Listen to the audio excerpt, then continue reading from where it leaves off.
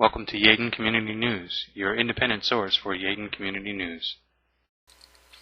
March 17th, 2010 update. This message goes especially to those businesses, residents, and employees we've spoken to in the last few days.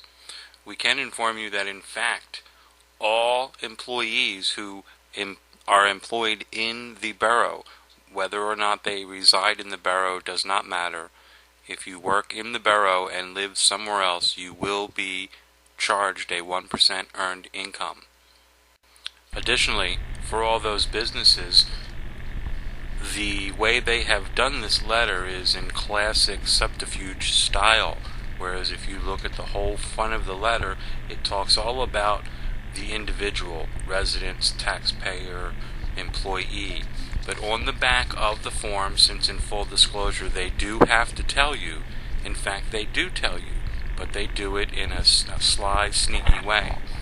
When you look at the back of the page under questions and answers about the earned income tax, the first question says, "What is the earned income tax?" And I will read you, quote, the answer. The earned income tax has been levied by your resident taxing jurisdiction, i.e., the township, borough, or school district in which you live.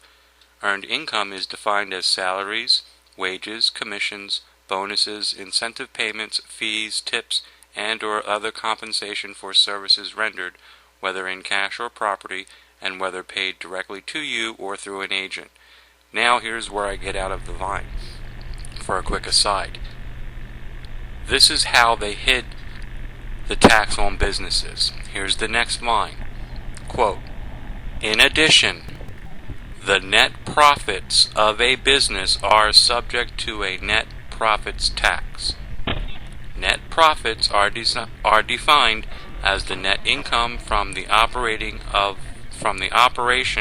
of a business, profession, or other activity, except corporations. So if you are incorporated in a corporation, you may be exempt from this. However, most companies are not, and therefore are subject to this new tax on their business. Therefore, we encourage everyone to show up to the meeting tomorrow night at 7:30 at Borough Hall and let council know how we feel about this and urge them to repeal this tax. Thank you for your help in this effort. Look forward to seeing you there." Yeadon Community News, your independent source for news and information.